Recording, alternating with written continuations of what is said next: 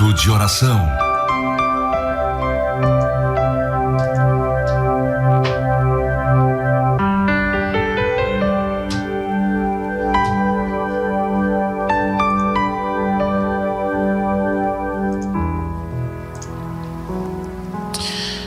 Queridos, vamos estar orando, vamos à presença do Senhor Jesus, mas antes vamos meditar na palavra de Deus, palavra do Senhor, que é alimento para a nossa alma, e nós precisamos nos alimentar todos os dias. A alimentação, para o nosso corpo é vital para nos manter vivos, e a palavra de Deus é o alimento para a alma, para que a gente permaneça e nos mantenha vivos na presença do Senhor Jesus. Vamos ler no livro de Jeremias, profeta Jeremias, capítulo 1, e o versículo 5 e o 6, que diz: antes que te formasse no ventre, te conheci, e antes que saísse da madre, te santifiquei. As nações te dei por profeta. Então disse eu: Senhor Deus, eis que não sei falar, porque ainda sou um menino. Vamos ler o 7? Mas o Senhor me disse: não digas eu sou um menino, porque a todos a quem eu te enviar irás, e tudo quanto te mandar falarás. O 8 diz: não temas diante deles, porque eu estou contigo para te livrar, diz o Senhor. Profeta Jeremias, que vive um momento, e a sua nação, seu povo vai viver um momento muito difícil, que precede a invasão babilônica, e o povo seria levado cativo para a Babilônia. Consequência do pecado, consequência das más ações e más escolhas que o povo havia feito, se afastando da lei do Senhor, se afastando de Deus. No entanto, Deus chega para Jeremias e diz que o havia escolhido antes que ele fosse formado no ventre. Olha que coisa interessante. Deus diz ao profeta: antes que você fosse gerado, ainda antes que você fosse formado no ventre, Deus já tinha estabelecido um plano, arquitetado um plano para Jeremias. Nos faz lembrar o salmista no Salmo 139, que fala da onisciência de Deus, que fala da onipresença de Deus, que fala da onipotência de Deus. Davi, inspirado pelo Espírito Santo, vai dizer que não se pode, não tem como fugir da presença de Deus. E ele chega a dizer que antes que os seus dias, ou seja, sua vida existisse, ela já estava escrita no teu livro. Ou seja, Davi, de uma forma poética, falando aí da onisciência de Deus, dizendo: tu já sabias de tudo. Antes que a palavra chegue à minha língua, tu sabes todos os processos, conexões, as sinapses, tudo que acontece no meu cérebro, antes de ter esta informação formada, antes que ela chegue à minha boca. Ele diz: o Senhor, na sua onisciência, já sabe, já conhece todas as coisas. E nesse contexto a gente percebe que Deus, a gente está sempre acostumado a dizer isso, Deus tem um plano. Deus tem um plano. E de fato, de verdade, há um plano de Deus para cada um de nós. A questão é nos colocarmos à disposição deste plano de Deus.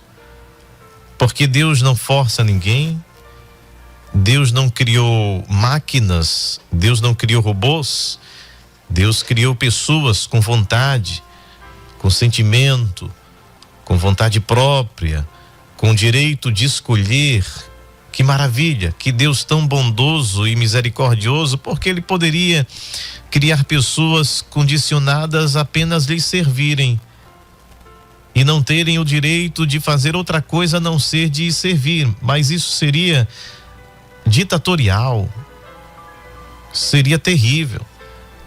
E Deus é tão justo que Ele concede ao homem o direito de escolher. Foi o que aconteceu no jardim. Se Deus não tivesse dado ao homem o direito de escolha, Deus seria um déspota, Deus seria um ditador, um tirano. No entanto, quando Ele coloca a árvore do conhecimento do bem e do mal e dá ao homem o direito de escolher, Ele está sendo um Deus bondoso. Muita gente diz, por que Deus colocou esta árvore lá e sabendo que o homem ia pecar? Justamente porque foi dado ao homem o direito de escolher, o livre arbítrio, e de fato no Éden o homem tinha esse total livre arbítrio. Agora, qual era o propósito de Deus? Qual era o projeto de Deus antes de formar Adão, antes de formar Eva? Era que eles vivessem eternamente e produzissem, se multiplicassem, e que houvesse essa comunhão e que não houvesse esta barreira do mundo espiritual e este mundo físico do Éden. Na viração do dia, Deus vinha falar com o homem todos os dias, ou seja, não tinha impedimento, não tinha oração, não precisava fazer oração, porque Deus estava presente o tempo todo, conversando com o homem. Então este era o projeto de Deus. Mas como Ele é tão bom, tão justo, tão misericordioso, que deu ao homem o direito de escolher, o homem estava livre para escolher obedecer ou desobedecer, e aí foi a livre escolha. E ele decidiu pecar. Então veja que o projeto de Deus e o plano de Deus para cada um de nós somos indivíduos. Eu já disse aqui algumas vezes, não existe duplicação, não existe duplicata, não existe pessoas semelhantes, iguais, idênticas, no sentido de ser totalmente iguais. Não existe uma criação em série, de forma que um seja totalmente igual a outro. Pode até ter gêmeos idênticos, mas características e muitas vezes gostos diferentes, personalidades diferentes, porque ninguém se repete. E para todas as pessoas, para cada indivíduo, Deus de fato tem um plano. Agora cabe a mim estar ou não debaixo desta bênção, e é um presente para nós nos submetermos a esta vontade, porque a vontade de Deus, ela é boa, ela é perfeita, ela é agradável, ela é a melhor, porque nós não sabemos nada, nós não temos nada, nós não conhecemos nada. Quando ele chega para Jeremias, ele diz: antes que te formasse no ventre, eu te conheci. Eu já sabia o seu nome, eu já sabia da sua vida, eu já saberia da sua resistência. Eu sabia que você ia dizer: eis que sou uma criança, eu não tenho competência, eu não tenho capacidade, eu ainda sou muito jovem. É uma obra específica, muito árdua e grande para mim. Mas se Deus tem um projeto para a sua vida, e se Deus chamou você para algo, e claro, a gente tem essa percepção de que somos de fato pequenos. E somos. Mas quando Deus chama, Ele se responsabiliza. Quando Deus chama alguém para um determinado projeto, quando Deus nos planta em determinado lugar, é porque Ele tem um propósito. Não é à toa que Deus plantou José no Egito. Na mente de Deus, na sua mente onisciente e que sabe de todas as coisas, Ele coloca, Ele escolhe, Ele traça um plano na vida de José, e o planta numa terra estranha. Veja como são os projetos de Deus e que a gente não entende. Antes que a gente fosse formado, antes que a gente fosse gerado, Ele já tinha este plano para cada um de nós. E certamente você que está me ouvindo neste momento, é porque Deus já tinha um plano na sua vida. Eu não sei os processos pelos quais você passou. Eu não sei se você vem de uma gestação conturbada, você foi uma criança que talvez não foi nem planejada ou não foi nem querida inicialmente, ou aconteceu até um processo de uma tentativa de aborto, ou qualquer coisa que aconteceu e que contribuiu de forma muito ampla para que você não viesse à existência, mas Deus já tinha um plano traçado, e contra os planos de Deus ninguém pode. Então Deus planejou que você estivesse hoje de pé. Deus planejou que você hoje estivesse ouvindo esta palavra, dizendo: eu te escolhi desde o ventre, dizendo: eu já tinha planejado algo para a sua vida, dizendo que você é especial para Ele, dizendo que você é único para Ele. Tudo isso já estava na mente eterna de Deus, porque todas as coisas estão patentes aos seus olhos. Quem imaginaria que Deus plantaria aquele moço numa terra estranha, de uma língua diferente, de uma cultura diferente, que adoravam a deuses, eram politeístas. José criado num ambiente em que se adorava a Jeová, a Deus, o Deus de Abraão, o Deus que chamou Abraão, e que agora confirmava essa chamada a Jacó, a Isaac e agora a Jacó. E de repente ele está como escravo numa terra totalmente diferente da sua, de uma cultura totalmente diferente da sua, de um presidente, de um rei que era considerado uma divindade.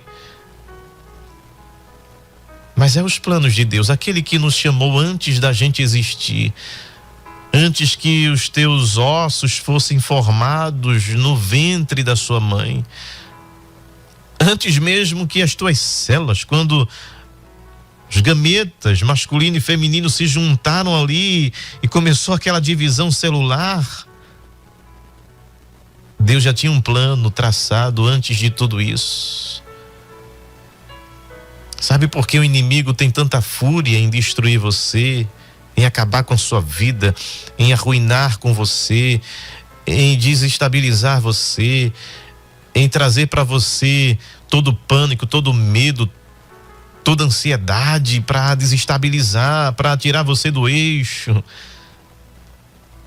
para fazer com que você pense que Deus não está te vendo, que Deus não está nem aí para você, que Deus não te ouve, que você não é ninguém, porque Ele sabe que você é raro, é exclusivo, é único, é única, e que Deus já havia traçado um plano para a tua vida, e que neste momento em que você está assistindo, ouvindo esta singela, esta simples mensagem, que você guarde no seu coração de que você é um projeto de Deus. Você veio a existir porque você é plano de Deus. Você foi escolhido, e você foi escolhida por algum propósito para estar nesta terra. Se submeta a este propósito. Esteja sensível a ouvir a voz do Espírito Santo para o propósito que Deus tem para a sua existência. E não dê ouvido a outras vozes. Deus chama José, coloca no Egito. Ele passa os sofrimentos mais terríveis da sua alma, são amarguras, são traumas, são angústias, são feridas que são abertas. Este menino que há anos longe da sua família, longe do seu pai que o amava, Mas por fim ele reconhece. Ele diz, Deus tinha um plano. Antes que eu fosse formado, antes que eu fosse gerado, antes que eu saísse da madre, Ele me chamou para uma obra específica, para ir adiante de vocês, para ser a salvação da minha família, para que vocês não perecessem de fome. Foi Ele que me mandou adiante de vós. O mesmo acontece com Jeremias. Quando ele diz, Senhor, eis que não sei falar, eu sou ainda muito novo, eu sou muito moço, eu sou um menino. Mas o Senhor disse, não digas eu sou um menino, porque quem está te chamando sou eu, quem tem um plano traçado para a sua vida sou eu, quem vê a sua capacidade sou eu, quem já mediu a tua resiliência foi eu.